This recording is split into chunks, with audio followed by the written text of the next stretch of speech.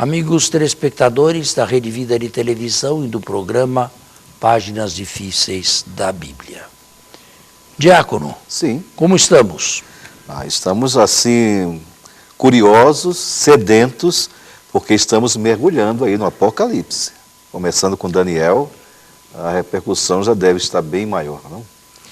Olhe, o livro de Daniel, apesar de aparentemente ser histórico, é absolutamente indefensável do ponto de vista histórico.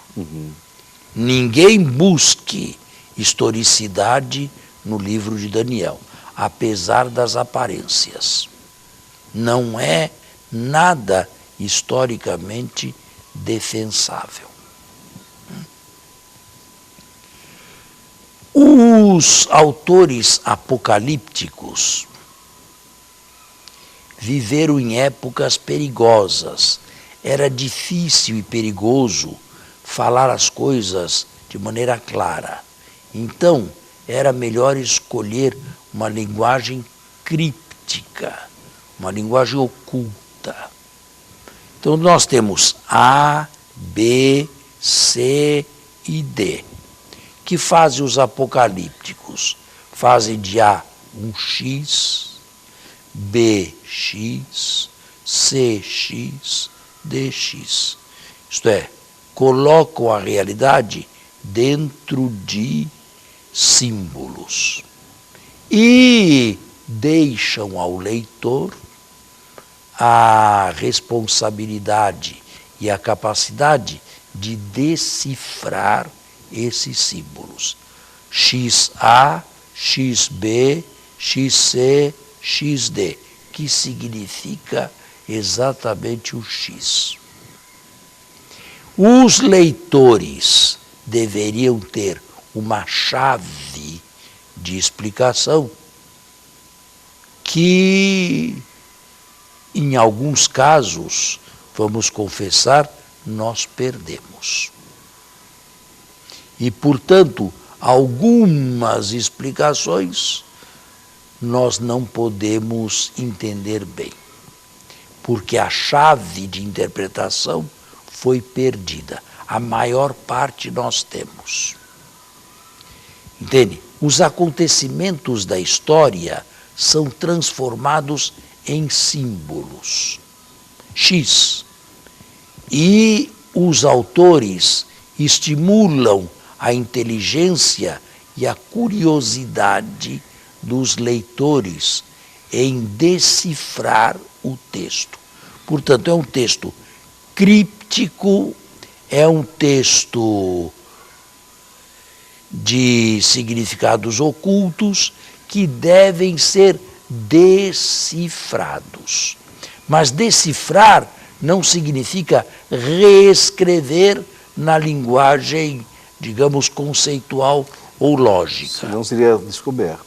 Senão, não só o símbolo fala muito mais à imaginação e ao ser humano do que a linguagem lógica, do que a linguagem conceitual. Nós devemos, sim, interpretar o símbolo, mas deixá-lo como está. Não reescrevê-lo. Poxa, processar só internamente, né? Só internamente. Porque o símbolo fala mais ao ser humano. A linguagem imaginativa é uma linguagem impressionista. E a linguagem impressionista é mais atraente do que a linguagem conceitual. Quem nunca ouviu falar de Daniel na cova dos leões? Sim. Linguagem apocalíptica. Mas impressiona. Quem nunca ouviu falar no festim de Baltazar? Linguagem apocalíptica. Os 3 jovens na fornalha? Mas impressiona. Exatamente. Impressiona. Faz bem. Então é melhor deixar o texto como está, embora compreendendo o que o autor quer transmitir.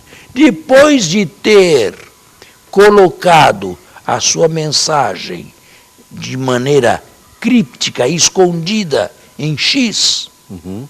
O autor coloca essas mensagens em sonhos. Faz ainda uma segunda operação.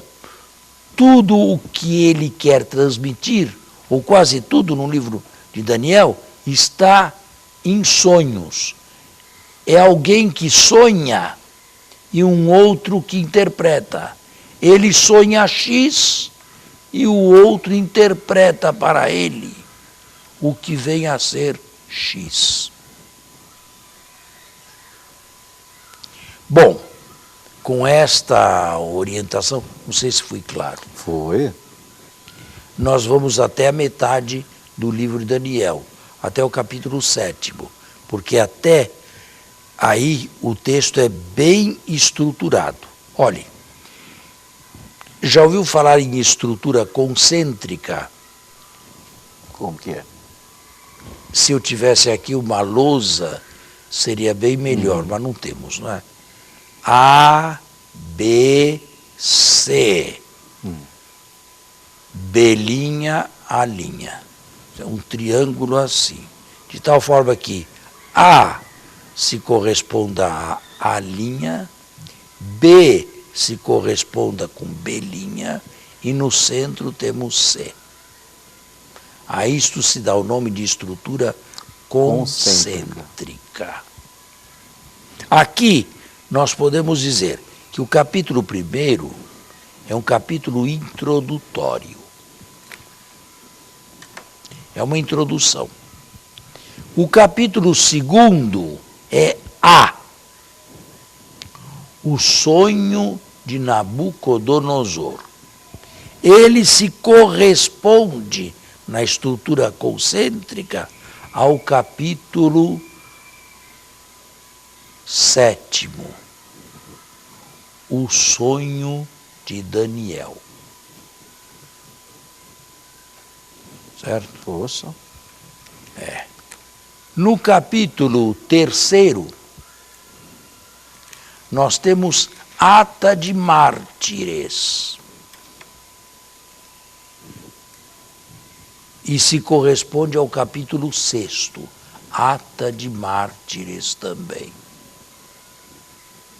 B e B'. Os capítulos 4 e 5 são juízos sobre reis. A, B, C, B', A'. Dá para entender? Eu achei muito interessante, se gravar bem esse conceito, né? É pena pode se enxergar, nós né? não termos aqui uma maneira de escrever isto aqui na lousa. Se faz uma espécie de flecha, de A'. São as B, setas, né? B'. C e D, C são os capítulos mais importantes. Então, repetindo, é o 1 com... Uma introdução. Aí fica 2 com 7, 2 e 7. 2 combinando com 7, são 3. 2 sonhos. 3 combinando com 6. O 4 com 5. 4 e 5 sendo o cume. Então temos uma boa estrutura aí concêntrica, você fala? Exatamente. Uma 7. Exatamente. Então, olhe,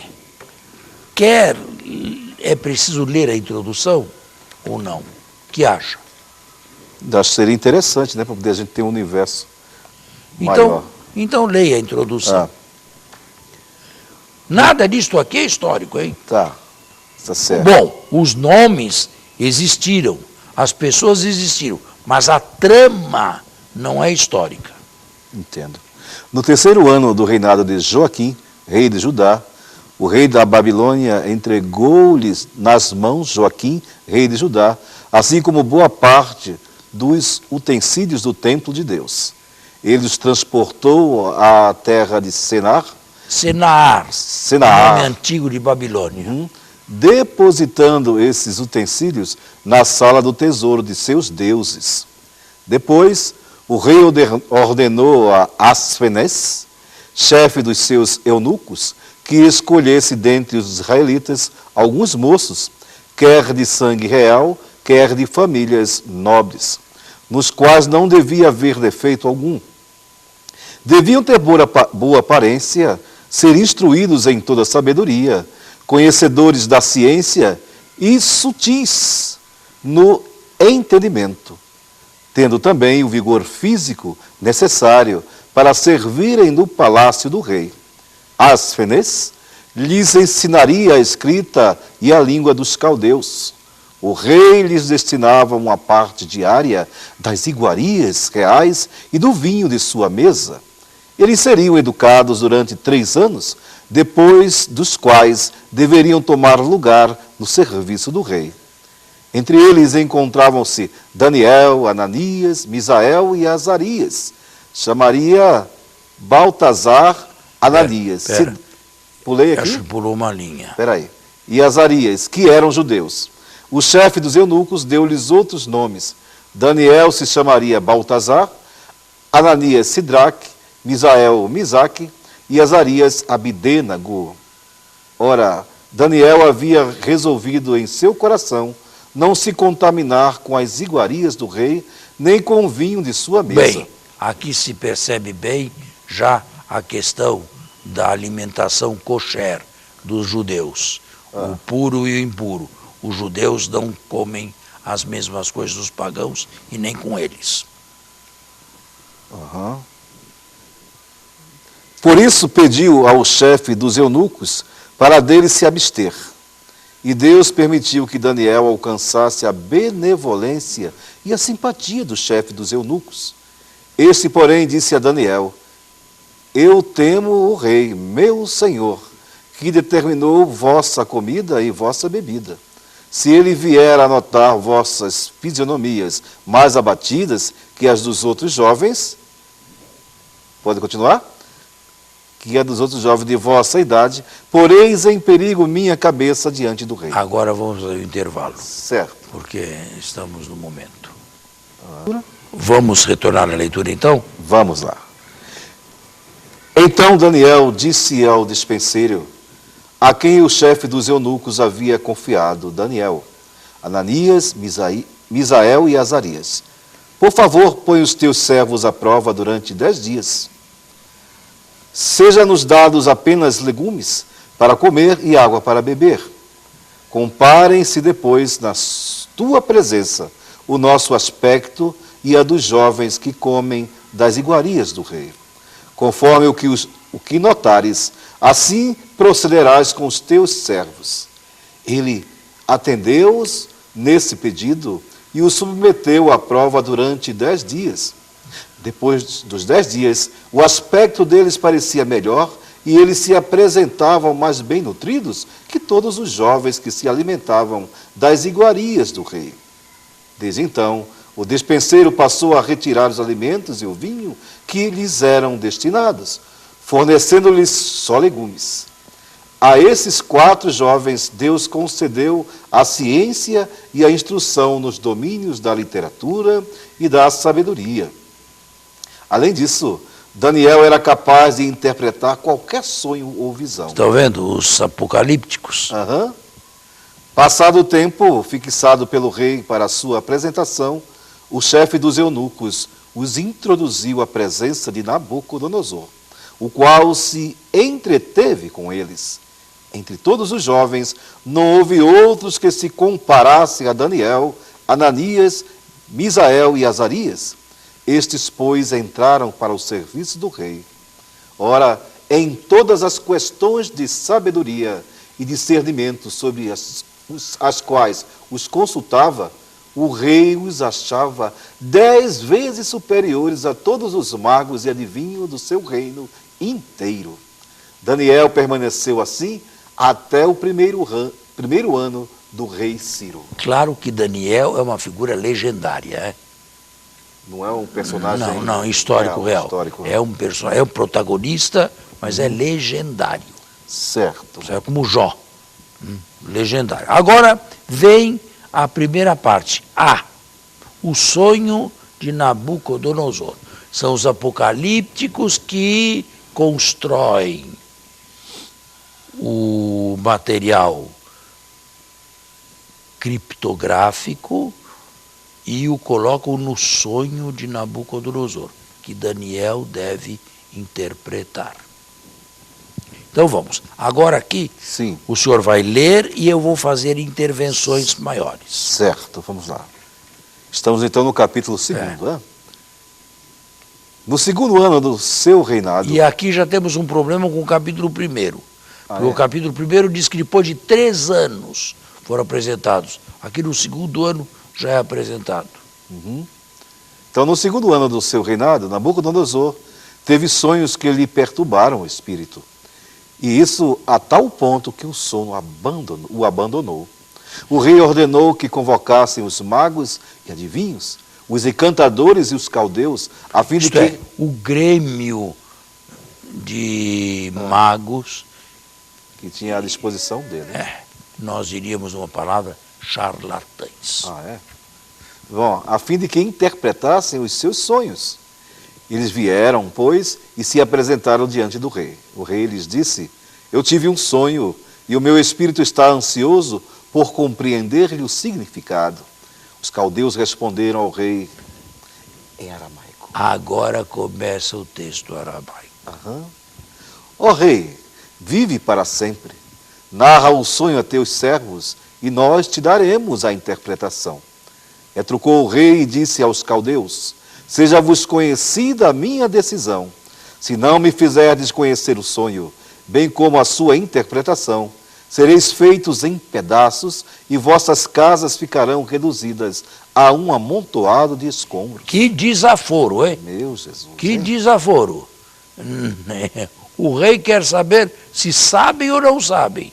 E, portanto, que digam que sonho teve. É um desaforo. É. Se o rei lhes contasse o sonho, a interpretação viria. Mas agora o rei quer ser Sem esperto. contar o sonho. Se eles são capazes de interpretar, mesmo que sejam capazes de dizer qual foi o sonho. Ao contrário, se me descobrirdes o sonho e a sua interpretação, recebereis de mim presentes, gratificações e grandes honras. Portanto, relatai-me o sonho com a sua interpretação. Eles tornaram a dizer: queira o rei contar o sonho a seus servos, e nós lhe daremos a interpretação. Mas o rei insistiu: vejo bem que procurais ganhar tempo, sabendo que minha palavra está dada. Se não me dais a conhecer o sonho, uma só sentença vos espera. Estais, pois, combinados para inventar explicações falsas e funestas diante de mim, enquanto o tempo vai passando. Portanto, relatai-me o sonho e saberei que podeis dar-me também a sua interpretação. Os caldeus responderam ao rei: não há homem algum sobre a terra que possa descobrir o segredo do rei. Por isso mesmo, jamais nenhum rei, governador ou chefe propôs tal problema a um mago, adivinho ou caldeu. O problema que o rei propõe é difícil e ninguém pode resolvê-lo diante do rei, senão os deuses, cuja morada não se encontra entre os seres de carne. A essas palavras, encolerizou-se o rei furiosamente e mandou trucidar todos os sábios de Babilônia. Promulgado o decreto da execução dos sábios, procuraram também Daniel e seus companheiros, a fim de executá-los. Bem, está entendendo? Rascada, entendi. Continue. Mas Daniel dirigiu-se com palavras prudentes e sábias a Arioque, chefe da guarda real, que havia saído para executar os sábios da Babilônia. Assim falou ele a Arioque, oficial do rei. Por que motivo promulgou o rei uma sentença tão premente? Arioque explicou o caso a Daniel, o qual foi logo ter com o rei para pedir-lhe um prazo. Ele mesmo daria ao rei a interpretação. Daniel voltou para sua casa e comunicou o fato a Ananias, Misael e Azarias, seus companheiros, pedindo-lhes que implorassem a misericórdia do Deus do céu sobre este mistério, a fim de que Daniel e seus companheiros não perecessem junto com os outros sábios da Babilônia. Então foi revelado a Daniel, numa visão noturna, o mistério. E Daniel bendisse o Deus do céu, tomando a palavra nestes termos. Bem, agora pule os versículos em poesia, que é o agradecimento Certo. que Daniel faz a Deus, e comece no versículo 24. 24. A seguir, foi Daniel ter com Arioque, a quem o rei havia incumbido de executar os sábios da Babilônia, e falou-lhe assim: não mande matar os sábios da Babilônia. Isto é, se faz solidário aos outros isso, charlatães. Faze-me comparecer diante do rei, e eu darei ao rei a interpretação. Arioque apressou-se a fazer Daniel comparecer diante do rei, ao qual disse: encontrei entre os deportados de Judá o homem que dará ao rei a interpretação desejada. Dirigiu-se o rei a Daniel, que tinha o nome de Baltazar. És realmente capaz de dar-me a conhecer o sonho que tive e a sua interpretação? Em resposta diante do rei, Daniel falou: o mistério que o rei procura desvendar, nem os sábios, nem os adivinhos, nem os magos, nem os astrólogos podem dá-lo a conhecer ao rei. Mas há um Deus do céu que revela os mistérios e que dá a conhecer ao rei Nabucodonosor o que deve acontecer no fim dos dias. Teu sonho e as visões da tua mente sobre o teu leito, ei-los aqui. Enquanto estavas sobre o teu leito, ó rei, acorriam-te os pensamentos sobre o que deveria acontecer no futuro. E aquele que revela os mistérios te deu a conhecer o que deve acontecer. Quanto a mim, esse mistério me foi desvendado, não porque eu tenha mais sabedoria que os outros viventes, mas para se manifestar ao rei a sua interpretação, a fim de que possas conhecer os pensamentos do teu coração. Tivestes, ó rei, uma visão. Era uma estátua enorme, extremamente brilhante. A estátua erguia-se diante de ti de aspecto terrível. A cabeça da estátua era de ouro fino, de prata eram seu peito e os braços, o ventre e as coxas eram de bronze, as pernas eram de ferro e os pés parte de ferro e parte de argila.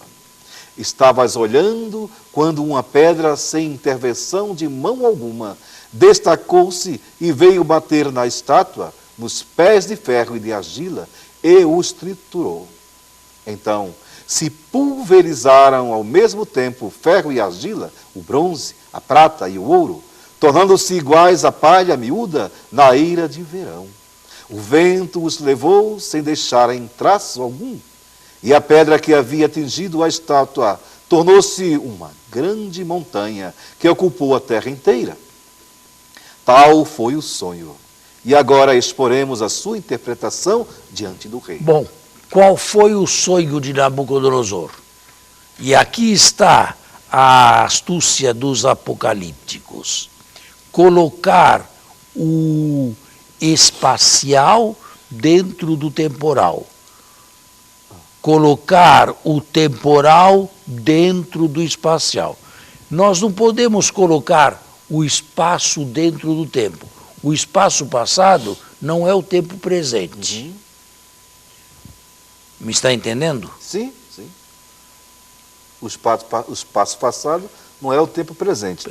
Eu não posso colocar o presente no passado, ou o passado no presente. Certo. Ou o presente no futuro. Sim. Agora, no texto apocalíptico, isto é possível. Só que a explicação vai ficar para o próximo programa, porque o tempo nosso está esgotado. Tá bem? Amém. Que pena, não? Até o próximo programa. Até o próximo sábado, até o próximo programa, com a graça de Deus.